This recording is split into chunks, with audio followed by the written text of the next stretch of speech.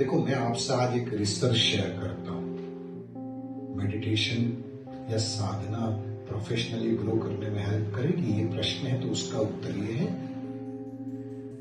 फ्लैबरगास्टेड एक research share कर रहा हूं, भौंच के रह जाओगे।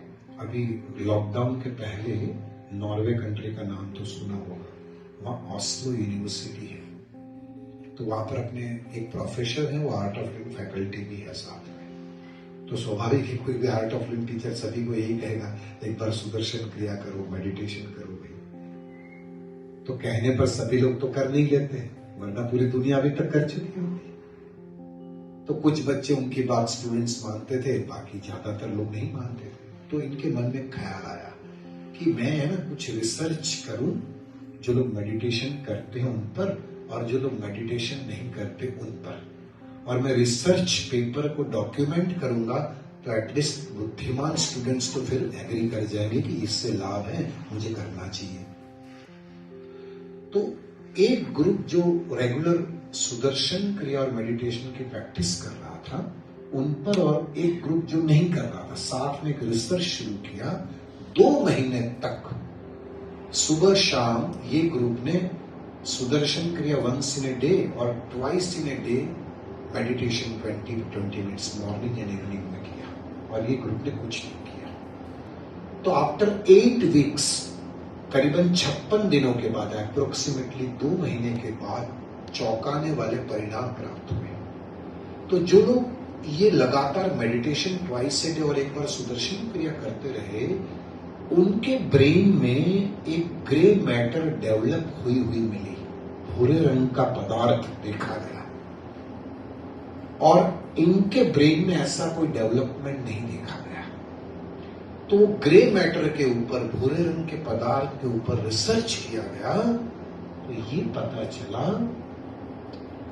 कि मेडिटेशन की प्रैक्टिस और सुदर्शन क्रिया की प्रैक्टिस कंसिस्टेंट करने से व्यक्ति के अंदर 4 प्रकार के, अंग्रेजी के आई, रिकिंडर होते हैं। कौन कौन से 4 आई? I for intelligence. मेरा भी ये स्व अनुभव है।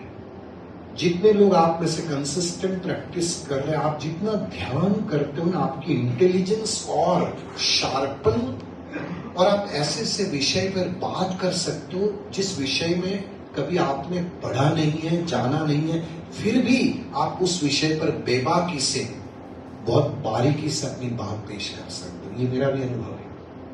इंटेलिजेंस रिकिंडल या शार्पन होती है, मैं ये कहूंगा। दूसरा आई, इनोवेशन, आपकी भाषा में क्रिएटिविटी, सृजनात्मकता। आप जितना सुदर्शन क्रिया और मेडिटेशन करोगे, अल्फा बीटा एक्टिविटी बढ़ती है, यानी शांत चित्तता के साथ एफर्टलेसली आप इनोवेटिव यानी सृजनात्मक हो जाओगे। यानी रोजमर्रा के काम है, लेकिन हर बात में एक नई ऊर्जा, एक नयापन, अपने आप ही एफर्टलेसली क्रिएटिविटी जुड़ती जाती है। दूसरा लाभ है। तीसरा आई, इंट्यूटिव एबिलिटी। जो आप बिजनेसमैन हो, कॉर्पोरेट या प्रोफेशनल हो, इंट्यूटिव एबिलिटी, इंट्यूशन पावर यानी क्या? तो मैं कभी कभी व्याख्या करता हूं। Intuition is what? Right thought at right time.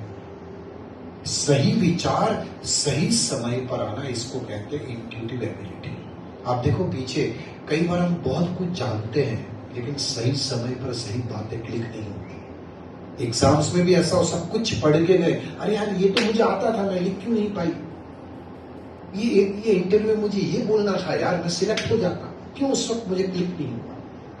जानते सब कुछ है, लेकिन राइट थॉट राइट टाइम पर क्लिक करना, इसको मैं इंट्यूटिव एबिलिटी कहता हूं। ये डेवलप होती है रेगुलर प्रैक्टिस ऑफ सुदर्शन क्रिया और मेडिटेशन से, ये रिसर्च कहता है। और चौथा आई, इंस्पिरेशन। आप सेल्फ इंस्पायर्ड हो जाते हो, स्वप्रेरित हो जाते हो। आपको किसी से प्रेरणा लेने की जरूरत ही नहीं रहती, आप खुद औरों के लिए भी प्रेरणा के स्रोत बन जाते हो। इतना पावर जनरेट होता है, क्योंकि आपकी वाइब्स बहुत पॉजिटिव और अपलिफ्टिंग बन जाती है। मैं अक्सर एक बात कहता हूं, motivation is temporary, inspiration is permanent. Corporate world में काफी मोटिवेशनल स्पीकर्स को बुलाया जाता है, ठीक है, लेकिन वो एनर्जी या मोमेंटम 10 दिन या 1 महीना 2 महीने तक रहता है, वापिस लोग वही अपने मूल स्वभाव में आ जाते हैं।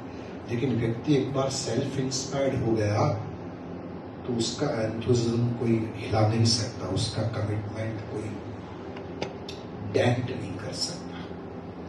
और ये 4 आई रिकिंडल होते हैं साधना और ध्यान से। जो आपने प्रश्न पूछा, तो यदि आप में इनोवेशन है, यानी आप क्रिएटिव हो, आप ज्यादा इंटेलिजेंट हो, आप में इंट्यूटिव एबिलिटी है और आप सेल्फ इंस्पायर्ड हो, तो कौन आपसे जुड़ना नहीं चाहेगा, मुझे बताओ। सारे कस्टमर, क्लाइंट या आपके कॉलीग्स आपसे और ज्यादा प्रभावित होंगे। आपका पॉइंट ऑफ व्यू डिफरेंट और इफेक्टिव ही होगा।